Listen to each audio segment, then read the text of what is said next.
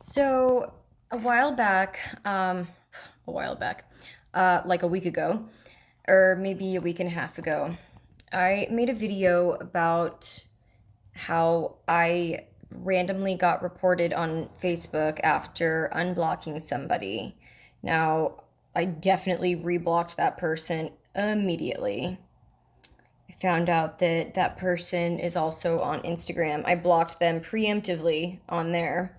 I found out they are literally friends with nobody else that we went to school with, and we went to school together for a while, except for a family member and one other friend of ours. And I didn't even connect the dots, but I also had gotten in this time period reported on YouTube. And I realized that my YouTube handle is listed on my Facebook, and that person could have found it. And I don't know, I could just be totally paranoid, I don't know. But this is a person that was really, really good at making me believe that I was wrong, that my concerns were not valid ever. And when they were mean to me, it was because I somehow did something to them that made me deserve it. And I even went back through my old yearbook, and this person actually wrote, "Now, if you go and try, start blaming yourself for things, just know that no matter what you've done, you are still such a sweetheart and one of my favorite people and such a blessing and blah, blah, blah."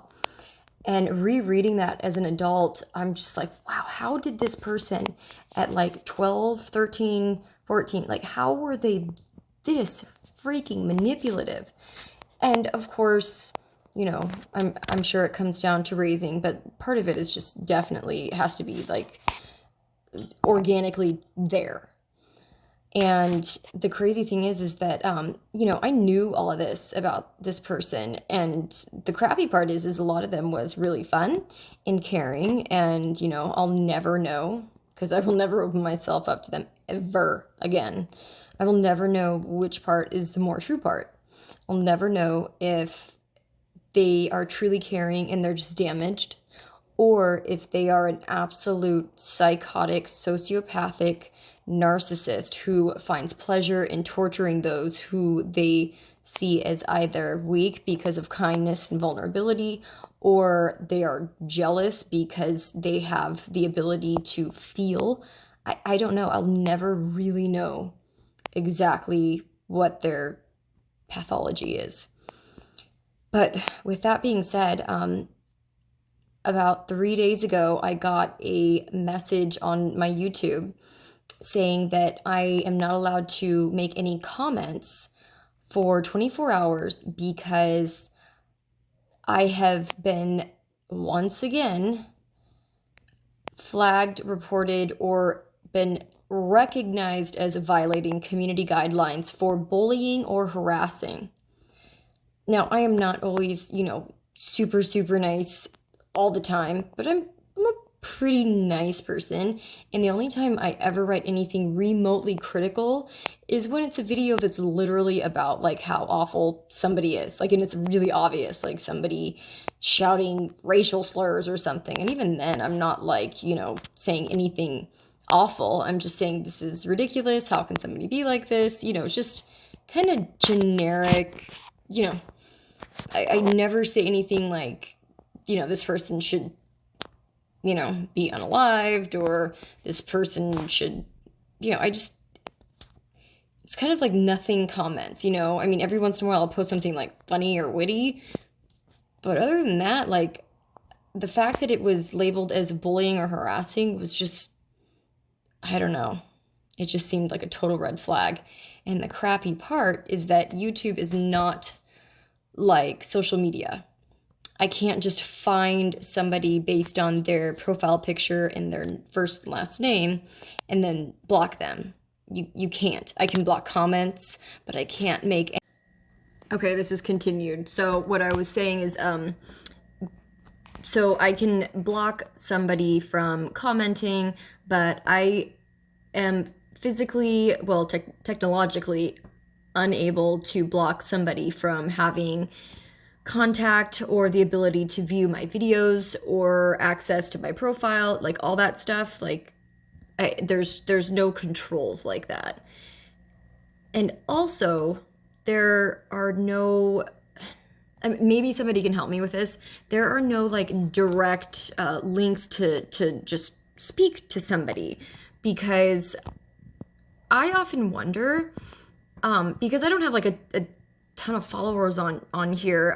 I think I have like 450 people subscribed to me. I mean, I am so grateful for everybody who has subscribed to me. It's been like a really cathartic experience making videos. I've been through a ton and I really haven't expressed a whole lot of it on here, but it's been really, really good for me. And, but with that being said, like, I'm not somebody who would be threatening anybody's views or followers. Like, I barely exist in the tech world. So it's personal. Whoever's reporting me knows me. And I wonder if YouTube would ever recognize when it's like the same person reporting over and over again, or like one person with people directly related to them reporting. I just, I found it really interesting that luckily Facebook, I will say, did check up on things when I disputed that I did anything, spamming or harassing, or it had other words, instigating something, I don't know. But they reviewed all the posts that I disputed, and they said, after further review, it seems you did not violate any community guidelines. And I was like, well, yeah. Like, I mean, it would be kind of ridiculous if I don't know. I guess people do crazy things, but yeah. So Facebook recognized that whatever it was that was being reported was not true. But during the time that I unblocked this person to where they could see my YouTube handle, from that point, I've been reported twice for bullying or harassing comments, and I don't know why.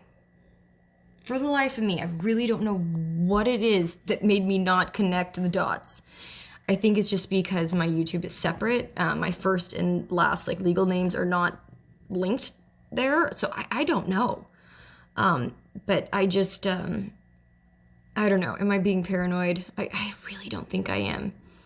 There's like one person in the world that really despises me, and it's not because they don't like me, it's because I shut them out of my life.